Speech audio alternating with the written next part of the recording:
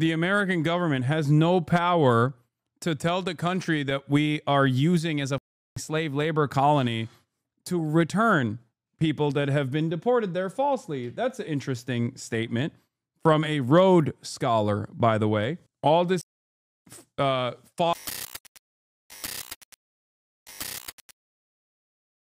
administration asked the Supreme Court to roll back order halting deportations. We're going to be talking about that. My mother-in-law brought up Coachella and asked us to explain Palestine and change their views of Radlib. Let's go. Now to Washington and the Trump administration's crackdown on immigration and the new challenge to the Supreme Court following a temporary pause on some deportations. ABC senior White House correspondent Selena Wang joins us with the latest. Selena, good morning. Hey, good morning, Whit. This is a showdown between the White House and the Supreme Court, with the justices making their decision at rapid speed after the ACLU argued that the administration was trying to rush migrants onto plane and send them to a notorious prison in El Salvador without sufficient due process. This morning, the Trump administration now asking the Supreme Court to roll back its decision to block the deportation of a group of Venezuelan migrants being held at a detention center in Texas under the Alien Enemies Act, a centuries-old wartime law that provides little or no due process. That extraordinary order coming from the highest court shortly after midnight Saturday, just hours after the ACLU raced to file an emergency appeal. The ACLU's lead attorney telling me that migrants received this notice and were told they'd be removed in 12 to 24 hours. The notice says, under the Alien Enemies Act, you have been determined to be an alien enemy subject to apprehension, restraint, and removal from the United States. We're talking about the administration hurrying people to the plane to send them to this Salvadoran prison without any due process whatsoever. Among the migrants at that Texas detention center, Jose Gregorio Caldera Perez, seen in this video shared with ABC News, speaking to his girlfriend from the facility on Thursday before the court's ruling. He says there are a lot of us, and every minute more and more Venezuelans keep coming. The majority are Venezuelans. Another man in a jumpsuit seen holding up a piece of paper he says they allegedly have to sign and that they do not know where they might be going. ABC News has reached out to DHS for comment. The paper says Venezuela, but others say it's to El Salvador, so please help us. Caldera Perez's girlfriend telling us he said the paper is only in English and hard to understand, adding that he claims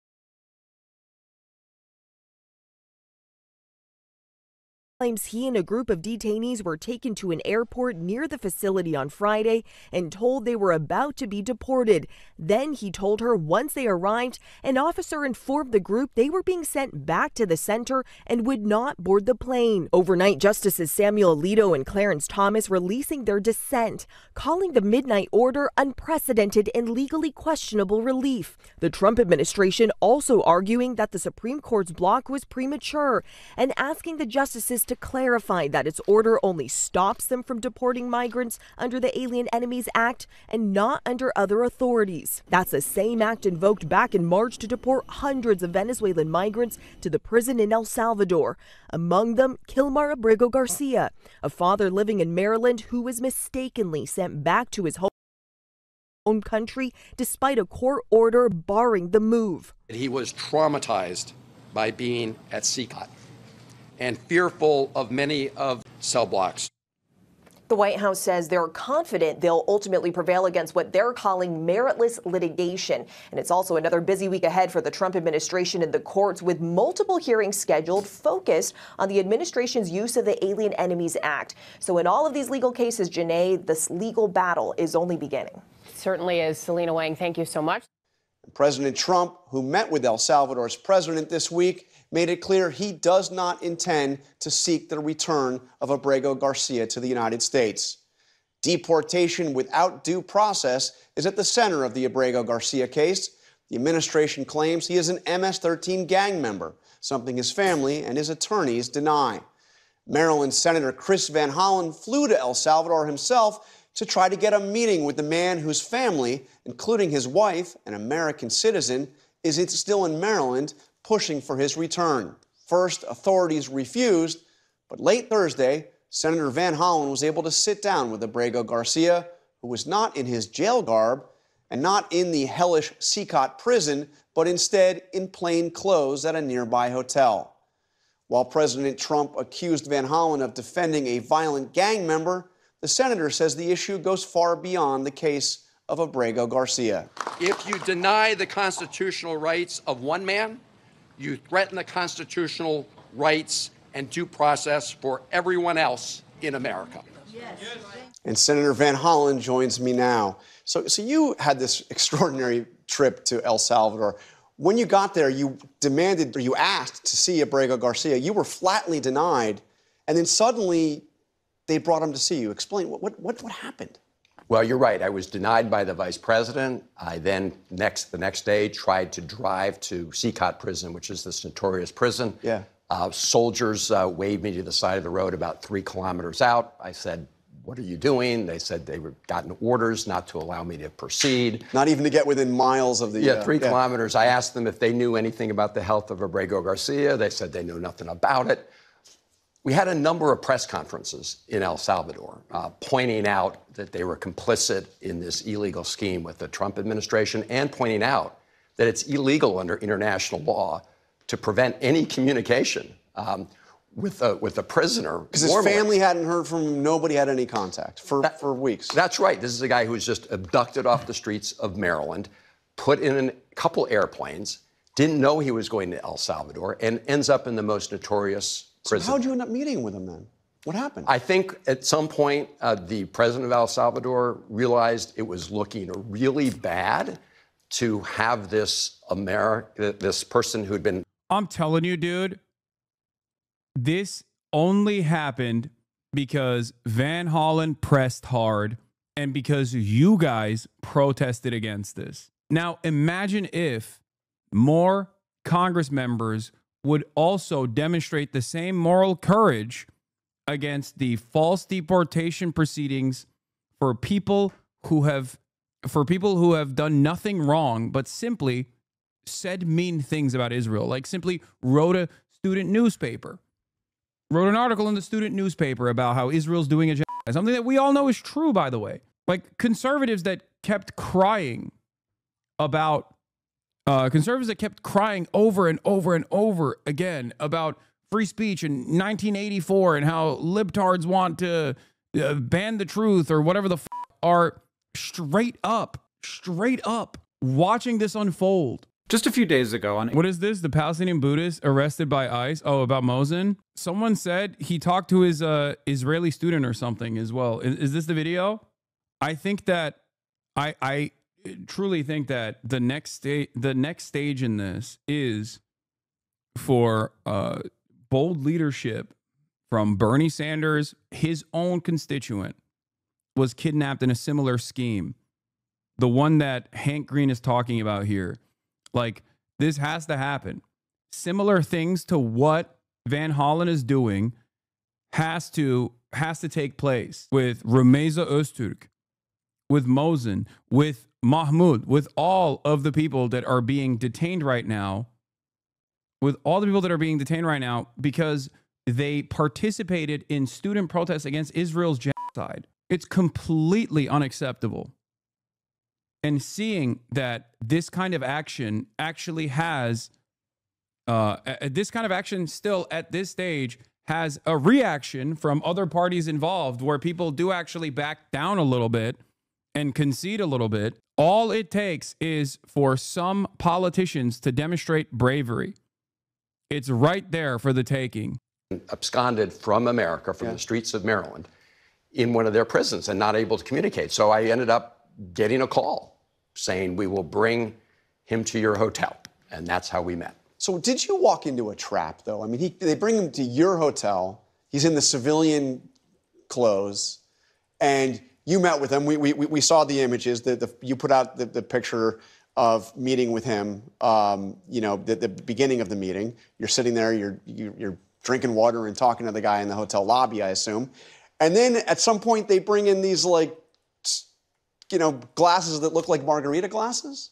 No, it wasn't a trap. My goal was to meet with him.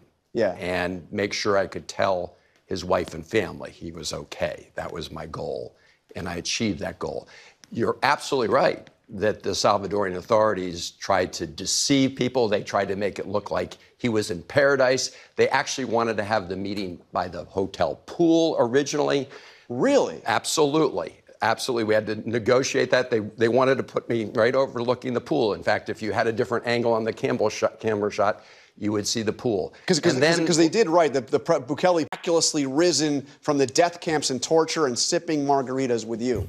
Yeah. I mean, they were really trying to make you look like you were hanging out with somebody that they say is a gang member. Look, this is a person who the United States courts have determined was illegally taken from the United States. And my whole purpose here is to make sure that we observe the rule of law, the Constitution, and due process rights. Bukele, yes, he tried to make it look like somehow this was, Abrego Garcia was enjoying himself. All of that was a setup, right? He had the waiters there. People ordered the waiters to bring these things that look like margaritas. Yeah. It just goes to show the lengths that Bukele and Trump will go to try to deceive people about what this case is all about. What this case is all about is simply complying with the Supreme Court order to facilitate his return and make sure he gets due process. So what did Abrego Garcia tell you? He told me about the trauma he had been experiencing, both in terms of the abduction and the fact that he was originally sent to CCOT, which is this notorious prison. Yeah, we've seen the He told me how much he missed his wife and his kids. He specifically mentioned his 5-year-old boy who has autism because that boy had been in the car with him when U.S. agents had stopped them and handcuffed him and then taken him away. So he described all that, and he told me that he had moved recently to a new prison facility. So those are some of the highlights. I want you to listen to something that Gavin Newsom had to say about all the attention this case has gotten. This is the distraction of the day, the art of distraction. This is the debate they want. This is their 80-20 issue as they've described it. Is he right about the politics of this? I mean, the Republicans have taken great joy in portraying you as somebody who is defending somebody who's in this country illegally, they say is a gang member, and, you know, and they say that they're trying to just enforce the laws. John, I don't think it's ever wrong to protect the Constitution and protect due process rights. I think conservative and libertarians, when they think about this case, the idea of somebody being deprived of their liberty and actually in a foreign prison without due process of law, that's something we should all fight for. I think what Americans are tired of is people who want to put their finger to the wind to see what's going on. And I would say that anyone that's not prepared to defend the constitutional rights of one man when they threaten the constitutional rights of all doesn't deserve to lead. As you know, the president himself has been attacking you by pointing out some of the aspects of Abrego Garcia's record, including the fact that his wife had an order of protection against him in 2021 and alleged some pretty serious allegations of abuse, and even that they— Oh my God. This, by the way, this is straight up. This is just like lending credence to the lines of attack created by the administration. That he had detained her. Are you concerned about your defense of somebody? Obviously. Sorry, what's the deal with them bringing Garcia and the senator wine glasses? Is that what you talked about regarding Republicans' messaging, grasping at straws right now? Or am I dumb because I really don't understand the supposed problem they're trying to manufacture? Yeah, it is. That they put like fake margarita glasses in front of them, which I don't even think had margarita in them, to make it seem like they were having a fun little outing, basically. It's something so simple and so stupid. It doesn't even change the dynamic at all, but it's because Republicans are so goddamn desperate that they're basically holding on to anything and everything they can. You only do this when you are when you've lost the argument, when you've lost control over the message and you're worried and you're doing anything and everything you can to basically fucking say, no, please don't look in this direction. They're bad. I promise you, they're bad. Everybody in this country Even those undocumented immigrants have rights, but are you concerned about standing so forcefully with somebody that has, you know, at least a questionable record? I am not defending the man. I'm defending the rights of this man. Wait, oh God, come on, Van Hollen. You should know by now that this is fucking bullshit, okay? It's bullshit. Just ask the easiest response to this is his wife called my office. His wife is my constituent. She's the one who wants his return. That's it. It's that simple. This is nothing but a distraction to try to post hoc rationalize this false deportation that should not have happened to begin with by this administration, led by wife abusers and drunk rapists. What are we talking about? It's so crazy. To due process. And the Trump administration has admitted in court that he was wrongfully detained and wrongfully deported. It's such a, this answer right here is kind of lame, I'll be honest. And I really like what Van Hollen has done so far, but there's still obviously like a limit to how hard he can go. But I think there's no reason to entertain it. There's not even any reason to entertain this whatsoever. You know what I mean? I think that his staffers should arm him better with better talking points on this issue. So now HasanAbi are completely ignoring the fact that his own wife got a protective order on him. Oh my God, this Native American lady is back. If this was a good man, I would get it. But why is there such a defense of non-Americans? I do not get it. Because the idea, first of all, you're in the fucking community of a person who came here when they were 18 years old, okay? You tune in live to a person who luckily has birthright citizenship as a consequence of being an anchor baby. But having said that, don't you think that I would have a different perspective, a different framework that I'm operating off of, and the notion that like anyone that comes here is automatically a bad person or automatically should not be on a ridiculous statement to present to a person who very clearly wants and has no issue with migrants coming into this country? That's number one. Number two, I ask you this question, and I hope you can understand it. Okay, he came here legally. I'm from legal migration. Oh my God. Oh my God. Oh my God.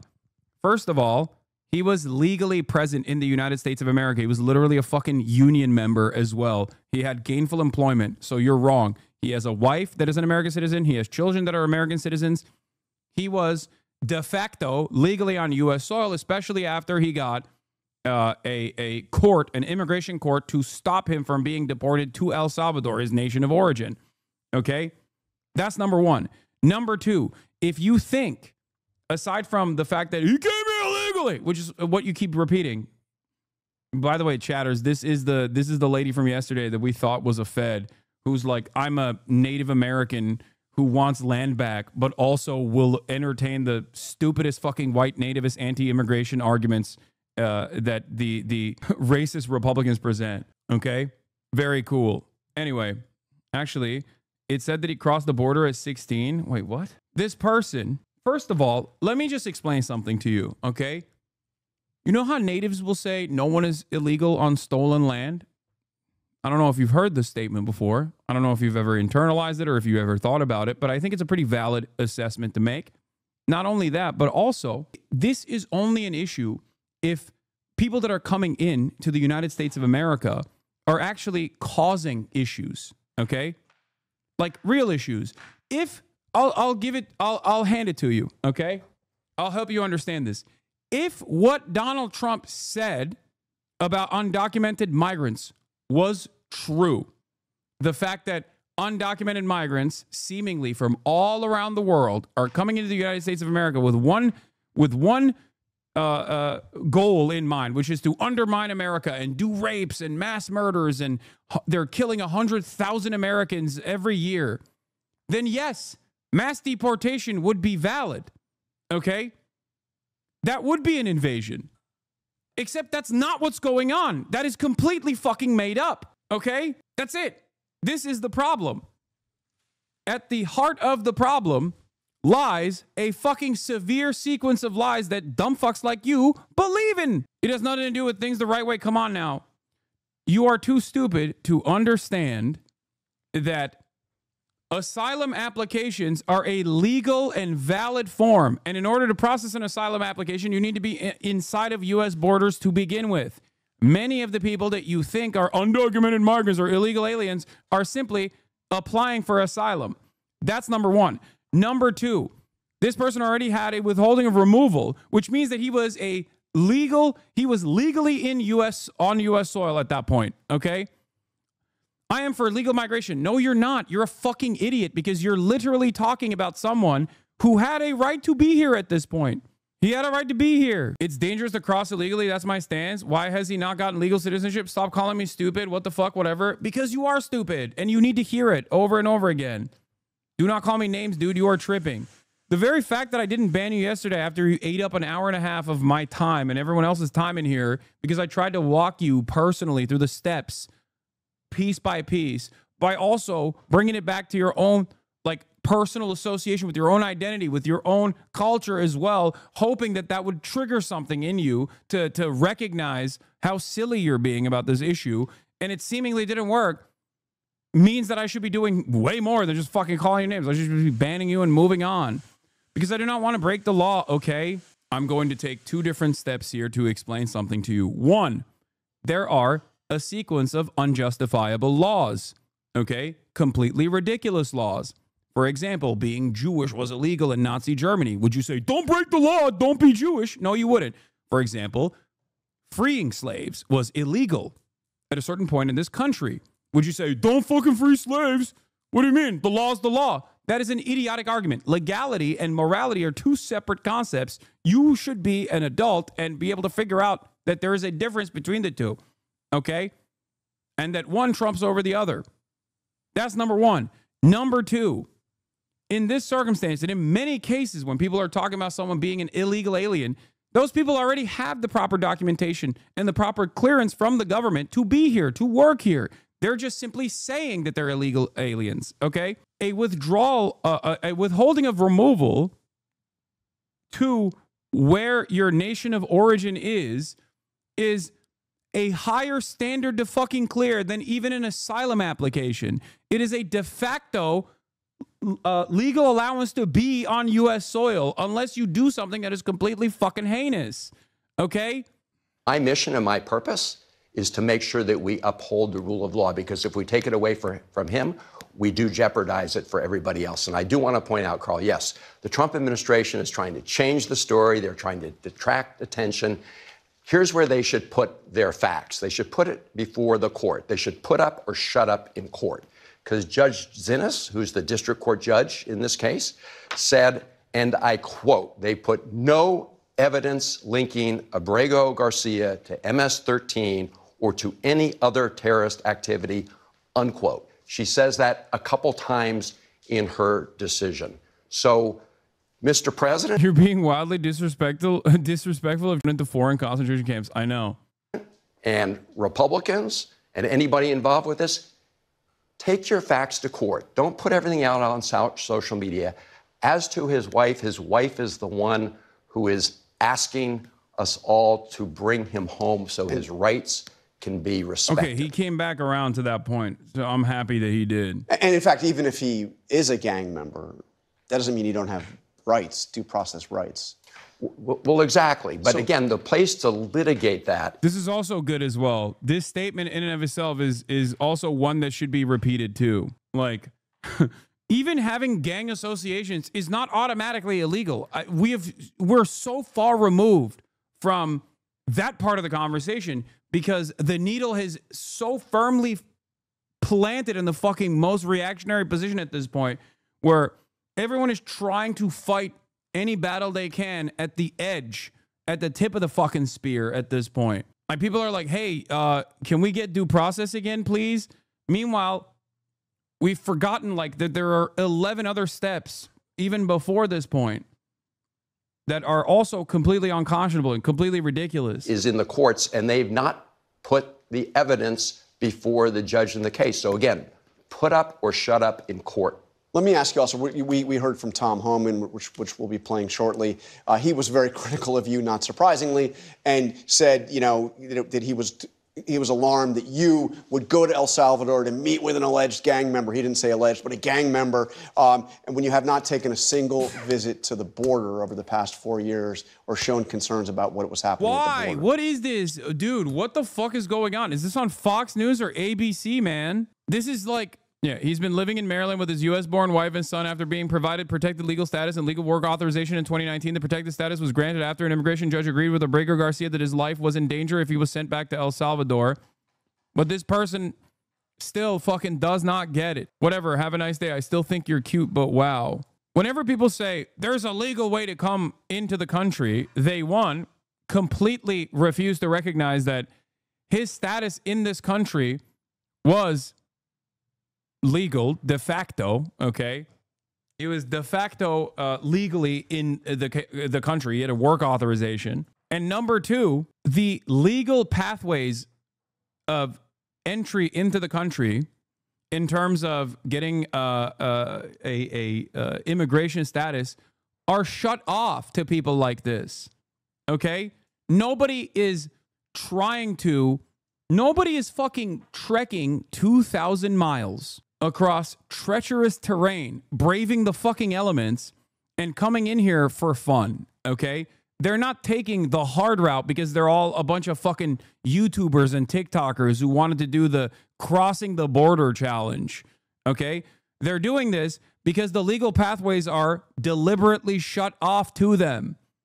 These are incredibly desperate people who don't want to do crimes, and that also is demonstrated by the criminality and the crime statistics of undocumented migrants in comparison to natural-born U.S. citizens. Undocumented migrants are responsible for lower crime per capita than U.S.-born citizens are by a wide margin. If legal pathways of citizenship or legal was allowed, was easily accessible, they would do it. Many of you have no idea how long it takes. Many of you have no idea how expensive it is. That is by design. That is specifically designed that way so that this country's capital owners can have a steady crop of expendable, disposable, permanent underclass, non-legally protected migrant workers. That's it. That is the only reason. The currency exchange alone would already create an unfair dynamic without any sort of wage parity legislation for migrant workers as opposed to domestic U.S. workers. So even without that, there would already be a depressive factor in play here for people if they came in legally because of the fact that their material conditions are very different in their home countries. And they would come here and work for much lower prices than the U.S.-born domestic laborer would work for. But we don't even want to do that. We want slavery with extra steps, pennies on the dollar, disposable people that we can work in our agriculture, the disposable people that we can work in our construction. It's completely fucking ridiculous. It is one of the most inhumane things that we do on a regular basis. It is by design. The cruelty is baked into the system. It's that simple. But perhaps it's not that simple for some of you to comprehend. Yeah. Also, I saw this on my timeline. I'm going to show you a sequence of steps. Mike from PA apparently reposted this and said, Ethan Klein is afraid to leave his house for a haircut. And then this person reposted Mike from PA and said, Palestine still isn't free and in fact are in a worse position since Hasan put the spotlight on them. This person literally thinks that I am responsible for Israel's genocide of Palestinians because of my advocacy. What a fucking insane way to live your life, okay? Please, you have horse blinders on and you have no way of analyzing world events outside of this narrow scope of influencer fucking drama. To which one of you guys reposted and said, it's embarrassing when people admit to having a childlike understanding about the Palestinian plight that you insinuate that you, one, know more about who should be in the movement than actual Palestinians and people that have welcomed him. Two, think he can free Palestine already. Very funny. Fucking pathetic. Anyway, how do you keep getting away with it? What do you mean? Getting away with what? Yeah, I saw the second signal chat thing. I'm going to talk about it. I'm going to get to it. Don't worry. Let's get back to the El Salvador trip that Chris Van Hollen engaged in, and also this completely ridiculous line of questioning coming from ABC. So I read Your that response. I read that transcript. Yep. I don't have time to go through it all. He is lying through his teeth on many places in that record. And I have been actually fighting MS-13 probably longer than Donald Trump ever uttered the name MS-13 for 20 years in this region. I helped stand up the anti-gang task force. But the idea that you can't defend people's rights under the Constitution and fight MS-13 and gang violence is a very dangerous idea. That's the idea the president wants to put out. That's why they're spreading all these lies. Take your information to the court, because you clearly have not done that, and respect this person's constitutional rights and follow the order of the Supreme Court, which they're defying as we speak. All right, Senator Van Hollen, thank you for joining us. Thank you, John. And joining me now is Republican Senator John Kennedy of Louisiana. Senator Kennedy, welcome back to Meet the Press. Thank you. Thank you so much for being here. Let's start off with this case of Mr. Abrego Garcia. You heard my conversation with Senator Van Hollen. The Justice Department called the deportation of Mr. Abrego Garcia a, quote, administrative error. The Supreme Court has ordered the government to facilitate Mr. Abrego Garcia's return. Should Mr. Abrego Garcia be returned to the United States, Senator? Well, Chris is my friend, and I respect him, and he's certainly entitled to his opinion, but in my judgment, he is utterly and gloriously wrong. I mean, most of this gauzy rhetoric is just rage bait. Unless you're next level obtuse, you know that Mr. Garcia is never coming back to the United States, ever. And that's not because of President Trump. That's because of Mr. President Bukele. He said up front in the Oval Office that he was not going to return Mr. Garcia. No federal judge, even Jay Wilkinson, has a sovereign country. Besides that, it should not go unnoticed that... Oh, yeah? The American government has no power to tell the country that we are using as a fucking slave labor colony to return people that have been deported there falsely. That's an interesting statement from a Rhodes Scholar, by the way. All this fucking foghorn, leghorn bullshit is simply an act, for those of you who don't know. Okay? President Bukele, Rhodes Scholar, chat. These senators think Americans are dumb idiots. I mean, a lot of Americans are dumb idiots. Let's be real. But yeah, the notion that we cannot demand the return of people that we have falsely deported to a country is ridiculous. We have done so. We've done it successfully in the past, as a matter of fact. So when he says this, he's just hoping that you don't know that that is the case. I wonder if the journalist in question here will actually, will turn around and repeat. I mean, will turn around and say that's not true. Mr. Bukele is much closer to President Xi in China than he is to President Trump. Xi is spending billions of dollars to build infrastructure in El Salvador, and I wouldn't be surprised if they've discussed this case. The final point I would make, whether you agree with it or not, is Bukele hates MS-13, and Mr. Garcia allegedly is a member of MS-13. The other point I would make is that Chris says Mr. Garcia has had no due process. He's been in front of 17 judges, some of them twice, probably $5 million worth of legal fees, and he hadn't had to pay a dime. Final point I'd make, look, this was a screw-up, in my opinion. The administration won't admit it, but this was a screw up. Mr. Garcia was not supposed to be sent to El Salvador. He was sent to El Salvador. The Democrats saying, look, you know, we told you Trump is a threat to democracy. This is going to happen every other Thursday afternoon. I don't see any pattern here. I mean, you know, someday 90% of people that were sent to the Seekoff facility thus far have no criminal background. None whatsoever. And have been shipped there to the slave labor colony exclusively because some fucking dipshit ICE agent knew that they were easy pickings. In order to make it seem like there is a mass mobilization happening against all migrants, they're going after the ones that have basically told the government exactly where they're at. That's why they're going after fucking student visa recipients and demanding that college campuses reveal any kind of misconduct that their foreign students have engaged in. Because they want to pad the fucking stats. Because lo and behold, and this might come as a surprise, the previous administration, regardless of what Trump said, and every administration as a matter of fact, has, of course, criminally prosecuted migrants when they do crimes. Contrary to what the Trump administration was claiming before the election, that's the reason why they can't find these rugged, crazy criminals and are simply trying to deport whoever the fuck they can. Make no mistake.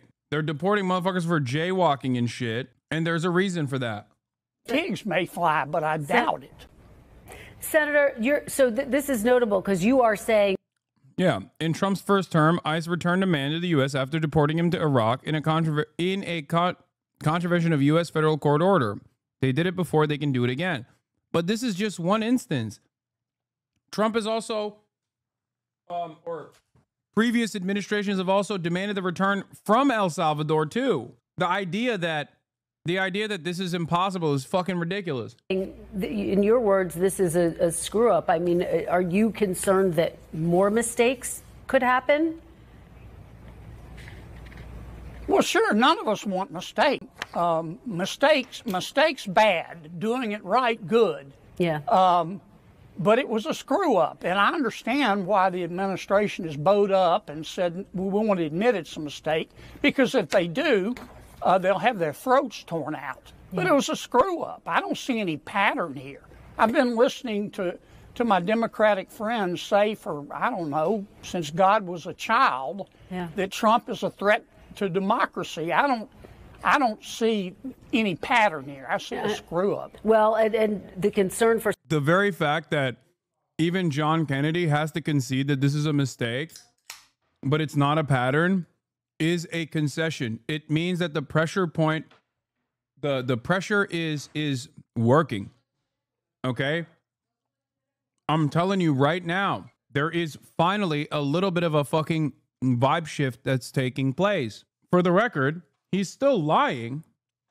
He's just trying to hold on to the rest of the deportations. He's like, well, this one was a mistake, but the other ones are valid. They're not. 90% of the people that were 90% of the people that were shipped off were not, they didn't have a criminal record, dude. Abrego Garcia is simply the tip of the fucking iceberg. And the only reason why we're talking about Abrego Garcia is because the government admitted to making this mistake. That's it.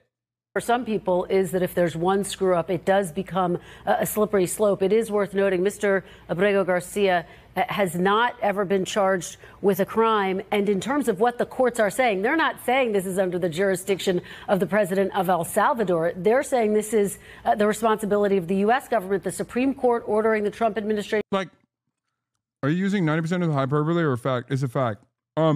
This is why I think the media is still bad and still needs to be fucking pushed on this. Make no mistake. Right here, this anchor is supposed to turn around and say, ProPublica reporting on the matter showed that 75%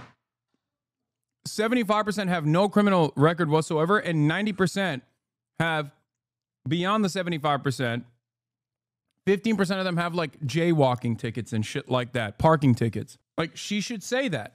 She should turn around and be like, the only reason why this is the news right now, the only reason why you're on the news and saying this and admitting to the wrongdoing by the government here is because the government actually admitted to the mistake. To say that this is not a pattern of behavior, this doesn't show a pattern of behavior, is completely ridiculous. To facilitate his return. And in a ruling this week, a 3-judge panel on the U.S. Court of Appeals wrote, quote, the government is asserting a right to stash away residents of this country in foreign prisons without the semblance of due process that is the foundation of our constitutional order. Do you believe Mr. Abrego Garcia is due to have due process? Well, I think, number one, he's had due process. But if your question is, should he have been given a hearing before he was sent to El Salvador, I think the answer is yes. But let me say something about the Fourth Circuit opinion written by Jay Wilkinson. Judge Wilkinson is a very clever, self-confident guy. But he left out one part in his opinion. What does he expect Trump to do? Declare war and go get Bukele? I mean, he brought Bukele to America. President Bukele sat in the Oval Office in front of God and country and said, This is bad. This is bad propaganda. They're desperate. And weirdly enough, I think they did not expect there to be this much pushback. No one believes this. Republicans are not going to, even Republicans are not going to be like, oh, we can't fucking get this guy back. Get out of here. Oh, Nayib Bukele is the big bad guy that we are having a real hard time forcing to fucking play ball here. How can you make this argument when Donald Trump is like, we're going to destroy global trade single-handedly? Every one of the foreign leaders are coming in to kiss my asshole to do new trade relationships. And you're over here being like, well, we can't control Bukele. We can't control him. He's a scary guy. No one believes this shit. I'm not sending this guy back. So I don't know what Judge Wilkinson expects Trump to do. Well, the president could simply have asked for it back, and he may have brought him. But let me ask you about something you said just a couple of months ago. How do you know he hasn't? But Kristen, how do you know he hasn't? Well, he has said he's... Because he said he hasn't. And he said he doesn't want this person to be brought back. He said it, by the way. Doesn't plan to. I'm just basing this off of his public comments. The president said he doesn't plan to, but let me just play something that you said. This is a couple months ago during a confirmation hearing for some of the president's DOJ officials. Take a listen. I'll get your reaction on the other side. Don't ever take the position that you're not going to follow the order of a federal court. Now, all our judiciary has, an equal branch of government, has its legitimacy. It doesn't have an army. Don't ever say you're not going to follow the order of a court. Do you believe that President Trump is following the orders of the courts right now? Yes. And I don't believe that President Trump will defy a federal judge's order. If he does, I'll call him out on it. I believe what I said in the clip. I love the rule of law. I love it like the devil loves sin. I think if we start not following federal judicial orders, we undermine the system entirely. Now, that doesn't mean you can't criticize them. You can criticize them, you can appeal them, but you can't choose to not follow them, and I haven't seen President Trump do that. And if he does, I'll say very loudly and clearly that I think he's wrong.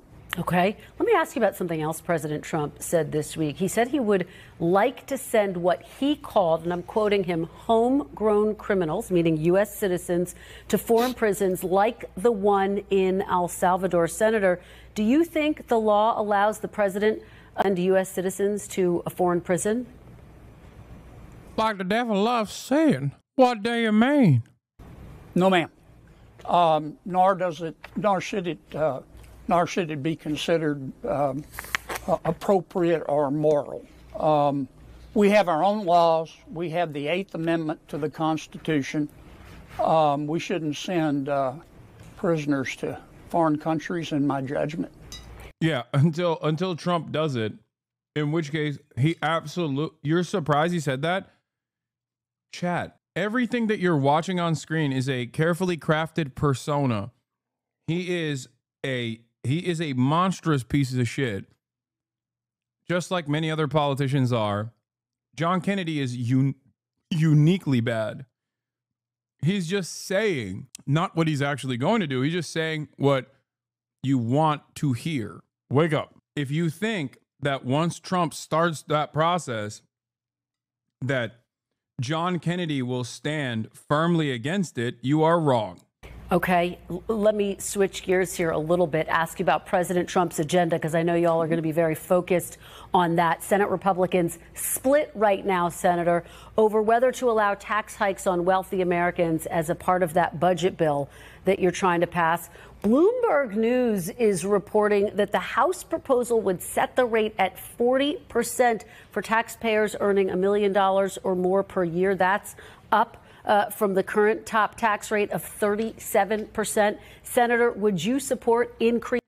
God, I love these guys, man. Maybe he is a MAGA communist, bro. Maybe he is. I don't know. Maybe Trump is a fucking MAGA communist. Who knows, dude? JD Pondon, dude. My face when I hear that Trump wants to raise the tax rate for some of the most productive Americans. Are you telling me Trump wants to punish jobs providers? Increasing the tax rate on wealthy Americans? I'm not sure yet. I'd like to see the language. Here are my thoughts, Kristen, generally. I don't believe in making tax policy on the basis of class warfare. Mm-hmm. And I think the people who are raising this issue, they're entitled to, of course, but they're asking the wrong question. I listened under President Biden. Dog, all tax policy is on the basis of class warfare, dipshit. I mean, you know that already, though. I like that he's saying, you know, the Trump administration entertaining this is like a woke campus radical, you know? They're being quite extremist about this, let me tell you. I'll have you know. I would love for Trump to do that. That would be amazing. Biden, my Democratic colleagues for 4 years asked, who needs to pay more in taxes? That, to me, is the wrong question. The right question is, what the hell happened to the money? And I hope that's the question that we address fundamentally in the reconciliation. But, Senator, it sounds like you're leaving the door open to the possibility that you could ultimately at some point support an increase in taxes if you thought it was the best way to get that budget bill over the finish line? Well, we're in the process of putting the bill together. And here's what will probably happen. The House and the Senate will spend about, I don't know, hopefully no more than 60 days trying to reach a consensus. Everything's on the table. Mm-hmm. We won't reach a consensus. And then we'll have to go to the White House and meet with the president.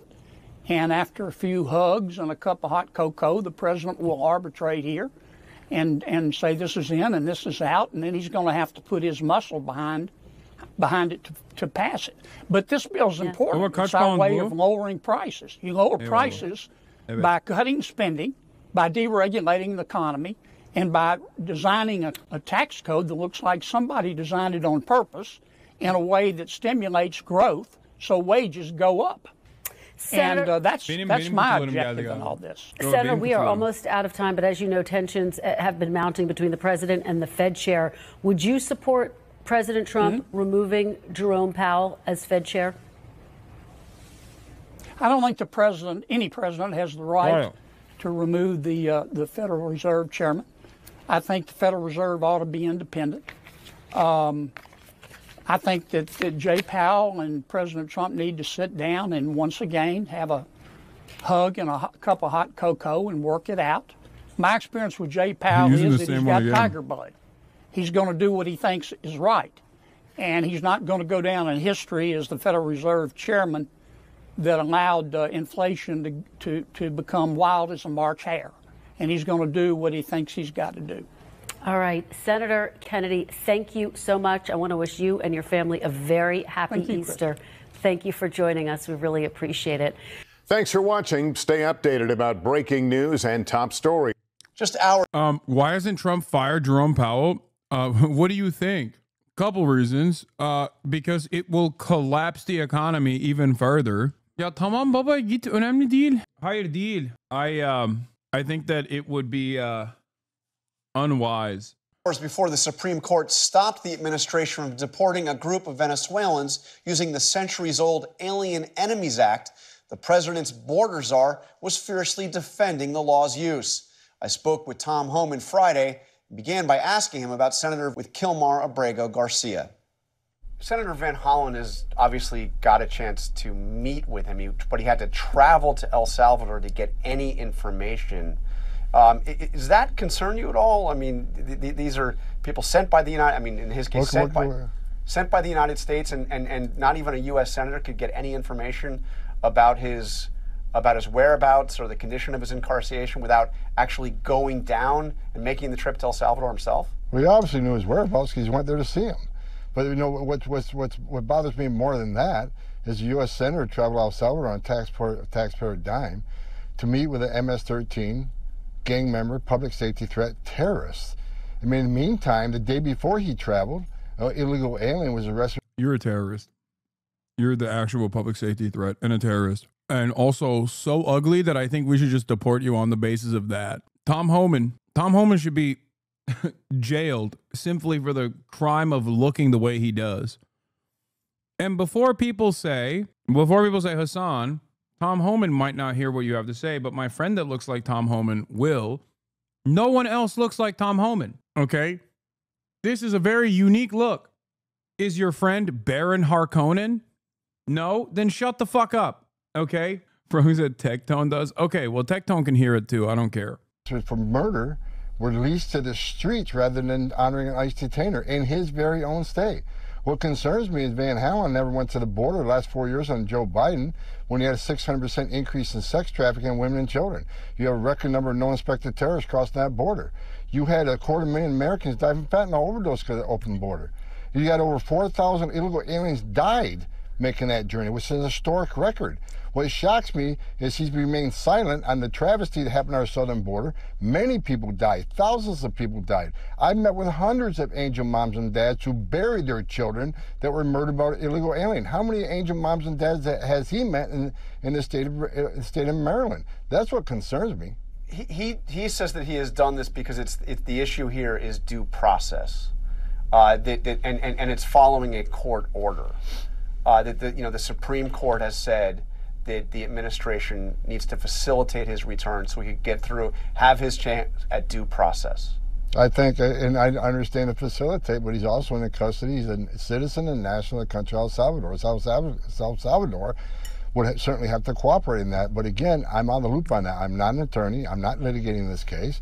We'll do whatever the law says we have to do. And what I think, I stand by the fact I think we did the right thing here. We removed a public safety threat, a national security threat, a violent gang member from the United States. ICE intelligence says he's an MS-13 gang member. A confidential informant says he's an MS-13 gang member.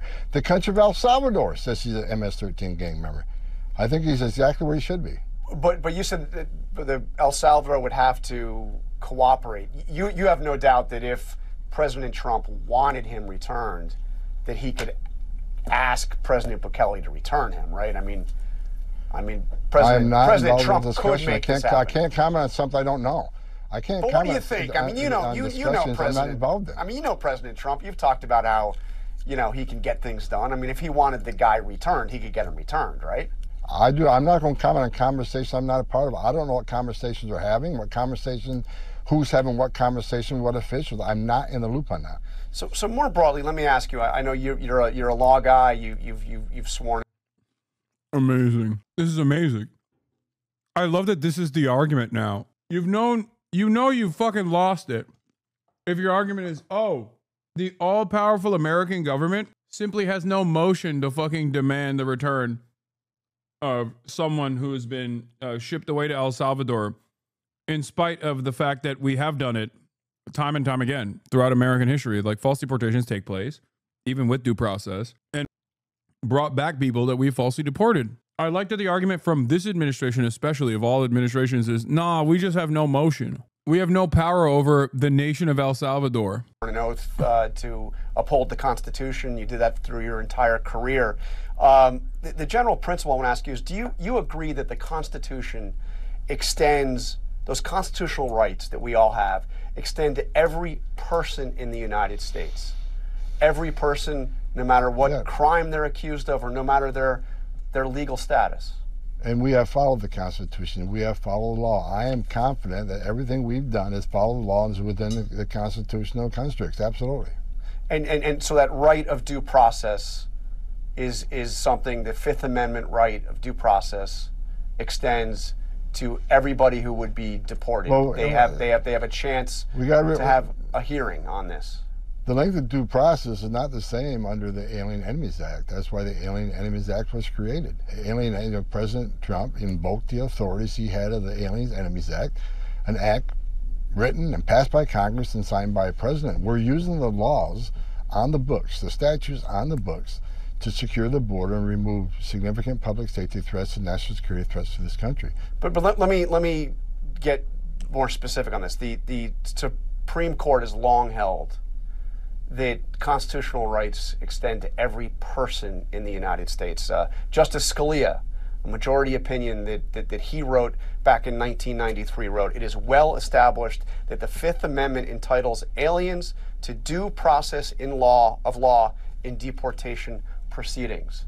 Are you saying that by invoking the Alien Enemies Act that